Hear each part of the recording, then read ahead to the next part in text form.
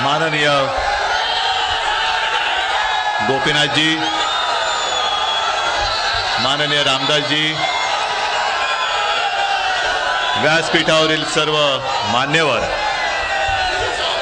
आणि जमलेल्या माझ्या तमाम हिंदू बांधवांनो, भगिनींनो आणि मातांनो,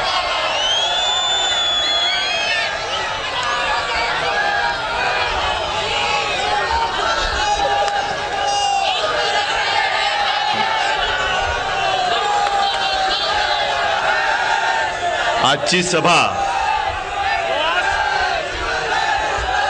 खरं म्हणजे निवडणुकीची सभा नाही. निवडणुकीला अजून थोडासा वेळ आहे आणि निवडणुकीमध्ये मी पुन्हा एकदा अमरावतीमध्ये येणार आहे.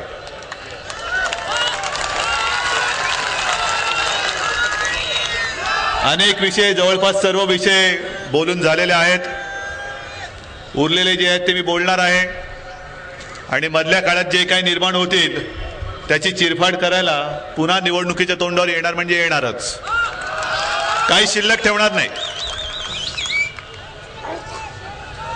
कारण आपण आपल्याकडे कधी असं लपून ठेवून काही करण्याची गोष्ट नाही. जे काय असेल, आम्ही मर्द आहोत म्हणून आम्ही बाणावरती शिक्का मारतो. निशाणी सुद्धा कशी घेतले, धनुष्यबाण. हे एरागाबाळाचं काम नाही. त्याला उगाच जर कोणी शिवधनुष्य पेलण्याचा प्रयत्न केला तर त्याचा रावण होतो, झोपून जातो आडवा. ते पाहिजे जातीचे आणि ते सुद्धा मर्द. ते मर्द सगळे माझ्या समोर बसलेले आहेत. आजची सभा ठरली आणि गेल्या काही दिवसामध्ये महाराष्ट्रामध्ये खरं म्हणजे मी आई जगदंबेला प्रार्थना करतो की आता बस झाला हा कोप. काय माझ्या या महाराष्ट्राच्या तमाम गोरगरिबांचा गुन्हा आहे की एकतर हे असं करंट सरकार त्यांना दिलं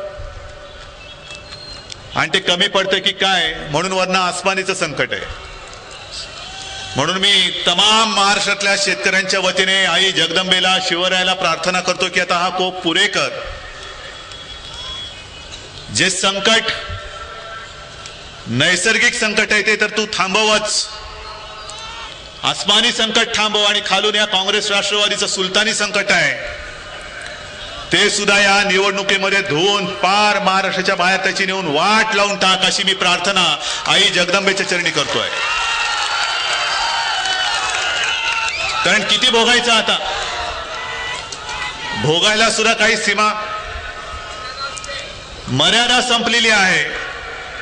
आणि मला खरंच लाज वाटते. मगाशी पत्रकार आले होते, त्यांना सुद्धा मी माझ्या भावना सांगितल्या. आणि एक गोष्ट तुमच्या लक्षात आली असेल की आजपर्यंत ज्या ज्या वेळेला नैसर्गिक आपत्ती आली, मग ती दुष्काळ असेल, महापूर असेल, आणखीन काही असेल, कदाचित असं एकही संकट नाही तिकडे आम्ही सगळे जण, मग भारतीय जनता पक्ष काय, रामदासजी काय, शिवसेना काय आणि मी स्वतः धावून गेलो नाही असं एकही संकट नाही. गेल्या वर्षी दुष्काळ होता, मराठवाड्यामध्ये मी स्वतः गेलो होतो. पाण्याचे टँकर घेऊन गेलो, ट्रॅक्टर घेऊन गेलो, गवताच्या गंजा घेऊन गेलो. जे जे करता येणं शक्य असेल ते त्या त्या वेळेला आम्ही केलेलं आहे. पण ज्या वेळेला आम्ही गेलो होतो तेव्हा हे सगळे लोक कोणी तिकडे फिरकले नव्हते. होते फिरकले, दिसलेत तरी. शरद पवार देशाचे कृषी मंत्री आहेत असं म्हणतात. आजपर्यंत कधीतरी शेतकऱ्याच्या सोबत त्यांचा फोटो तुम्ही पाहिलात? पण आता सगळ्यांना शेतकरी आठवतोय. गारपीट झाली, जणू काही काश्मीरच अवतरले अशा पद्धतीने ट्रॅव्हल आणि टुरिझमचा धंदा सुरू झालेला आहे. जो तो उठतो तो जातोय गारपीटग्रस्त भागामध्ये, गारपीटग्रस्त भागामध्ये. मग कोण पायपीट करतोय, कोण सायकलवरनं चालतोय, खालनं वरची द्राक्ष बघतोय, वरनं खालचं पीक बघतोय. आणि मग मी स्वतः फोटो पाहिले, तुम्ही सुद्धा पाहिले असाल. शरद पवार काय, मुख्यमंत्री काय, बैलगाडीतून फिरले, पाहिले ना फोटो. हे फोटो पाहिल्यानंतर शेतकरी अवाक झाला. अरे बैल गाडीतून फिरतोय.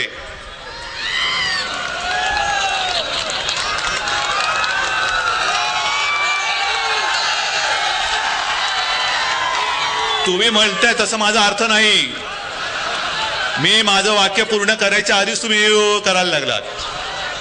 फोटो असा आला होता की बैलगाडीतून फिरतोय आमचा मुख्यमंत्री, असं मला म्हणायचं होतं. म्हणजे बैल कोणता आणि मुख्यमंत्री कोणता आहे ओळखणे एवढा महाराष्ट्र सुज्ञ आहे. त्याला असा काही प्रश्न नाही पडला की बैल कोणता आणि मुख्यमंत्री कोणता. पण ज्या वेळेला आम्ही आणि या तमाम शेतकरी तुमच्याकडे आक्रोश करतो, टाहो फोडतो, तेव्हा निवडणुका नसतात, तुम्ही कधी त्याची दाद घेता? अनेक शेतकरी त्याने आयुष्य संपवून टाकलं. मग कधी गळफास घेऊन आत्महत्या केली, कधी विष पिऊन आत्महत्या केली, कधी विहिरीमध्ये उडी मारून आत्महत्या केली. आणि खरोखर अशा काही घटना या महाराष्ट्रामध्ये घडलेल्या आहेत. त्या ऐकल्यानंतर पाहिल्यानंतर सर्वसामान्य माणूस किंबहुना हृदय पिळवटून जातं. पण या मुख्यमंत्र्यांना म्हणा, शरद पवारांना म्हणा, कधीही दगडाला पाजर फुटतो, पण या मंत्र्यांना कधी पाजर फुटत नाही. आतापर्यंतची अवस्था आहे. आणि आज यांना एकदम कळवळा आलेला आहे. सगळीकडे फिरतायत, मदत जाहीर करू करताय म्हणतायत. कधी करणार? केंद्रीय मदतीची पथकं आली, पाहणी पथकं आली. गोपीनाथजी काल परवाकडे पाहणी पथकं इकडे विदर्भामध्ये फिरली. आली तुमच्या गावामध्ये? ज्यांच्या गावामध्ये आली त्यांनी मला सांगायचं कशी थेरायांची चालतात. नुसती पथकं आली, 5 मिनिटं इकडे तिकडे काहीतरी पाहणी केली आणि निघून गेली. ही यांची पाहणी? मगाशी सुभाष देसाईंनी सांगितलं की एका शेतकऱ्याने तरारलेलं पीक गारपिटीमध्ये उद्ध्वस्त झालं आणि ते बघितल्यानंतर धक्का सहन न होऊन त्याला हार्ट अटॅक आला आणि तिथल्या तिथे जो पडला तो पुन्हा उठलाच नाही. अशी शेतकऱ्याची कथा, ही अवस्था. आणि या अवस्थेमध्ये नालायक लोक, शंड लोक, होय मी जाणीवपूर्वक म्हणतोय, जे मदत करू शकत नाही, काम करू शकत नाही, म्हणून मी त्यांना शंड म्हणतोय. मदत करू शकत नाही. आणि आज मला खरंच लाज वाटते. हातामध्ये माझ्या काही नाही. काय करणार? शेतकऱ्याला जाऊन मी सांगू काय? मी पण फिरू शकतो, पण मी ठरवलेलं आहे मी या गारपीटग्रस्त भागामध्ये जाणार. मराठवाड्यात पण फिरणार, विदर्भात सुद्धा फिरणार. पण ते आता लगेच फिरणार नाही. माझ्या बरोबरीने तुमच्यावरती मी जबाबदारी टाकतोय. तुम्ही पेलणार आहात, स्वीकारणार आहात. आजपासून 10 ते 15 दिवसानंतर आपली जबाबदारी आहे. गावागावामध्ये, खेड्यापाड्यामध्ये आपल्या महायुतीचे कार्यकर्ते तयार राहिले पाहिजेत. शेतकऱ्यांच्या मदतीसाठी तयार राहिले पाहिजेत. तुम्ही तयार आहात? जी मदतीची पथकं येतील, पाहणीची पथकं येतील, पंचनामा करायला जी पथकं येतील, माझ्या असहाय्य शेतकऱ्याला आपण त्यांना मदत करायची आहे. मदतीला तयार आहात? आणि 10 दिवसानंतर, 15 दिवसानंतर जो मी फिरेन, गोपीनाथजी आपण सगळ्यांनी फिरूया.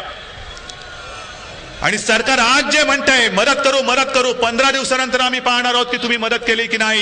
हे बुरके, ही तुमची सोंग, ही तुमची ढोंग, हे आम्ही त्यावेळेला त्याची टराटरा चिरफाड करू. ही आमची शिवसेना, ही आमची भारतीय जनता पक्ष आणि रिपाईची युती आहे. आम्ही बुरखा घालून वावरणारी लोक नाहीत. आम्ही आहोत ते स्वच्छ आहोत. ठामपणाने आम्ही सांगतोय.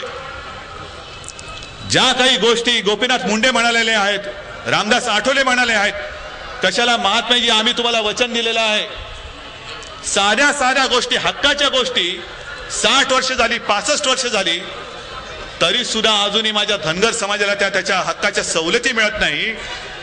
कोणाचं पाप आहे हे? बरं, आम्ही जर का काही म्हणायला गेलो, हिंदुत्वाचा प्रचार आम्ही केला, तर आम्ही जात्यंध, आम्ही धर्मांध. पण शरद पवार जे बोलतायत, सुशील कुमार शिंदे जे बोलतायत, देशाचे गृहमंत्री, प्रत्येक राज्याच्या मुख्यमंत्र्याला त्यांनी पत्र लिहिलंय की खबरदार, तुमच्या तुरुंगामध्ये, तुमच्या कोठडीमध्ये जर निरपराध मुसलमान असतील तर त्यांना सोडून द्या. निरपराध मुसलमानांना हात लावायचा नाही. हे तुम्हाला मान्य आहे का रे? हे तुम्हाला मान्य आहे? पण हे ते बोलले तर ते जात्यंध नाहीत, धर्मांध नाहीत. आम्ही जर का प्रचार केला, हिंदुत्वाबद्दल बोललो, तर आम्ही धर्मांध आहोत. पण जर जो ओवेसी विष ओकतोय की 15 मिनिटं आम्हाला द्या, देशातले पोलीस बाजूला करा, आम्ही हिंदूंना संपवून टाकू. अरे, हिंदू मेल्या आईचं दूध प्यायलेलं नाही.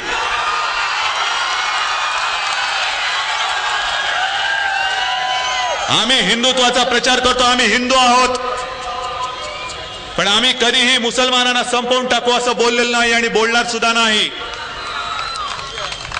पण जर का कोणी आमच्या अंगावर आला तर त्याची शिंग मोडून टाकल्याशिवाय आम्ही राहणार नाही. हिंदूची अवलाद, एवढं लक्षात ठेवा.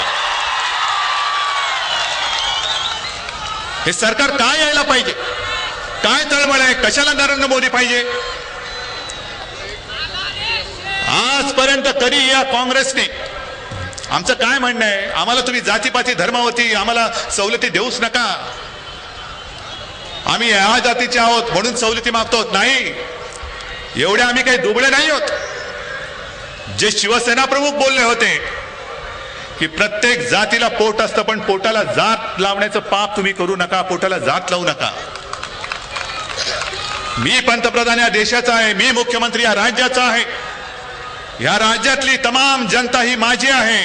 मग ती कोणत्याही जातीची असेल, तिचं पोट भरणं हे माझं कर्तव्य आणि मी ते करणार. असा मुख्यमंत्री आम्हाला पाहिजे, असा पंतप्रधान आम्हाला तिकडे पाहिजे. पण हे असं लेचपेचं सरकार, आज सुद्धा पंतप्रधान तिकडे बसलेत. खरं म्हणजे आजपर्यंत त्यांनी महाराष्ट्रामध्ये यायला पाहिजे होतं. सोनिया गांधी यायला पाहिजे होत्या, राहुल गांधी येऊन गेले. त्याच वेळेला पलीकडे गारपीट चालली होती, राहुल गांधींचा रोड शो चाललाय. इकडे गारपीटमध्ये शेतकरी उद्ध्वस्त होतोय. ना मुख्यमंत्र्यांना लाज आहे, ना राहुल गांधीला लाज आहे, ना शरद पवारांना लाज आहे. लाज लज्जा सोडून मतं मागायला फिरतायत. मतं देणार आहात तुम्ही? गोपीनाथजी सर्व येतात, येऊ द्या. 33 जागा आपल्या महायुतीच्या येणारे 33 जागा. मला 33 जागांवरती समाधान नाही, बिलकुल मी 33 जागांवरती समाधानी नाही. मला 48च्या 48 जागा पाहिजे. अरे समजता का या शिवरायाच्या महाराष्ट्राला? उगाच आम्ही यांची पूजा करायची. शिवरायाचा महाराष्ट्र म्हणायचा, बाबासाहेबांचा महाराष्ट्र म्हणायचा, महात्मा फुलेंचा महाराष्ट्र म्हणायचा, शाहूंचा महाराष्ट्र म्हणायचा, आणि नाकर्त्या काँग्रेस सरकारला पुन्हा निवडून द्यायचं.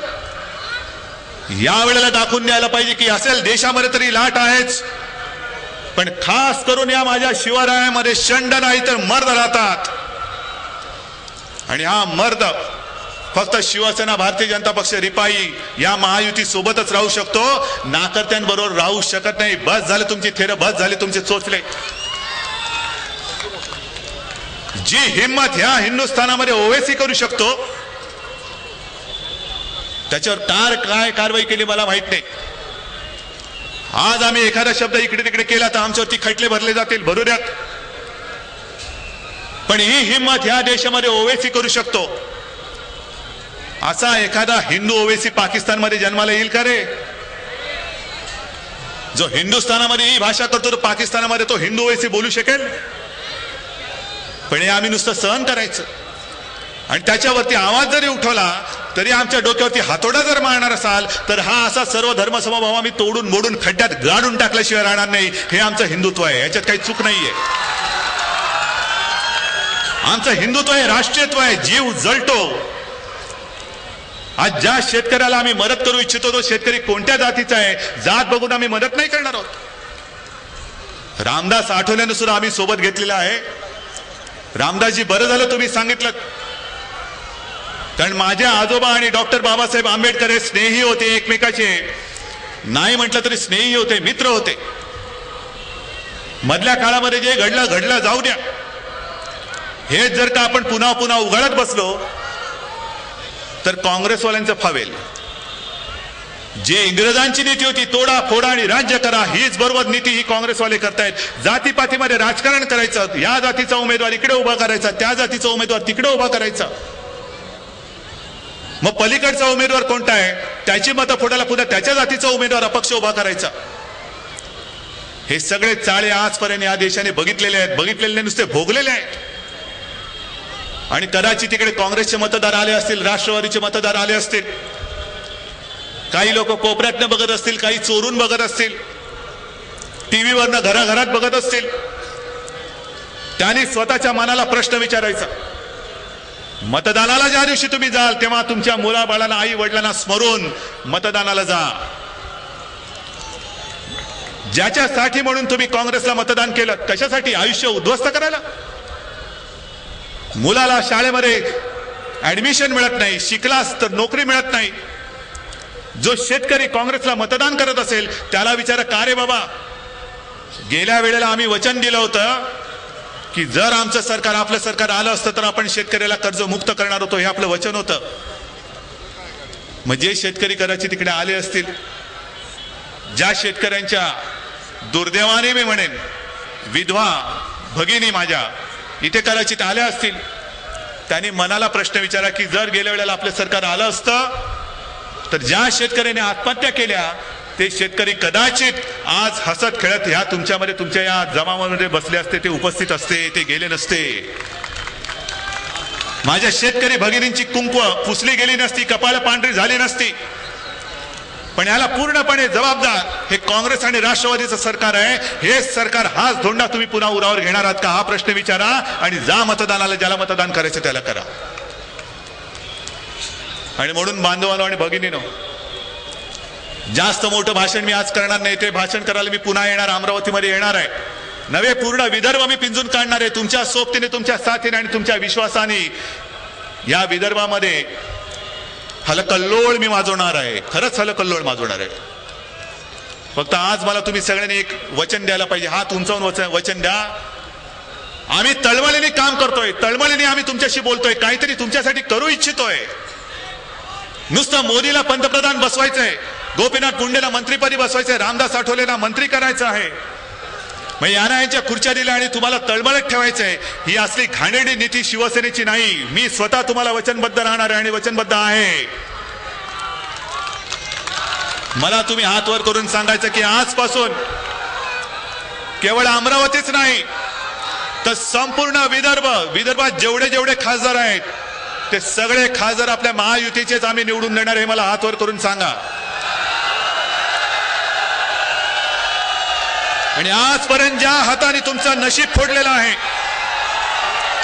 आजपर्यंत ज्या घड्याळाने तुमचे 12 वाजवलेले आहेत, हे घड्याळ उचकटून फेकून देणार आहोत. आणि तो काँग्रेसचा हात जो आमच्यावरती अन्याय करतो, तो अन्याय करणारा हात सुद्धा आम्ही या महाराष्ट्रातून उकडून फेकल्याशिवाय राहणार नाही. वचन मला दोन्ही मुठी आवडून द्या. बस, हे सरकार, मागे एकदा सरकार तुम्ही निवडून दिलं होतं, पण त्या सरकारला पाठिंब्याची गरज लागली होती. स्वतः बाळासाहेबांनी तुम्हाला वचन दिलं होतं की माझं सरकार आल्यानंतर मी विदर्भाचा विकास करेन, पण त्याला अपक्षांची मदत लागली, इतर पक्षांची मदत लागली. या वेळेला मला असं सरकार द्या की कोणाच्याही मदतीची गरज लागणार नाही आणि विदर्भाच्या विकासाची शपथ महाराष्ट्र एक ठेवून मी विदर्भाचा विकास करेन, ही शपथ शिवरायाची आणि तुमच्या सगळ्यांच्या साक्षीने घेतो. जय हिंद, जय महाराष्ट्र.